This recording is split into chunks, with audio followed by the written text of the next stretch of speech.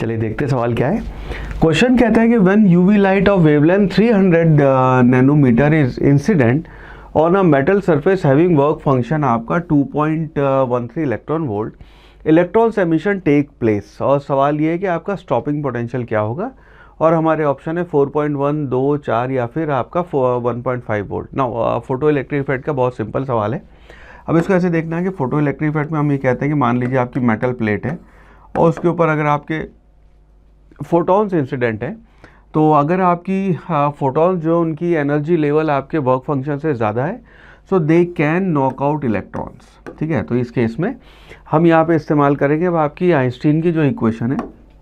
Einstein की equation ये कहती है कि भाई kinetic energy maximum will be equal to, उसको आप लिखोगे EVS, क्योंकि यहाँ पे अपने को स्टॉपिंग पोटेंशियल बताना है तो आप इसको यूज़ करेंगे। Kinetic energy will be equal to EVS that is given by आपका HF माइनस आपका work function phi nought. Now यहाँ पे आपको ये दिया हुआ है कि जो लाइट यूज़ हो रही है वो 300 नैनोमीटर की लाइट यूज़ हो रही है।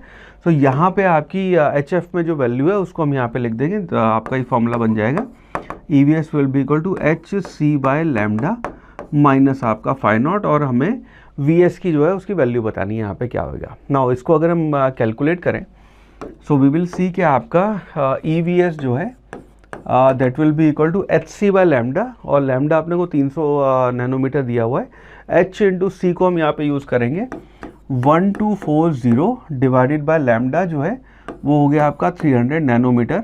तो इससे आपकी जो वैल्यू है HC बाय लैम्डा, ये आपकी इलेक्ट्रॉन वोल्ट में वैल्यू आ जाएगी, माइनस आपका जो वर्क फंक्शन दिया हुआ है दैट इज़ 2.13, ये आपकी वैल्यू आ जाएगी इलेक्ट्रॉन वोल्ट में।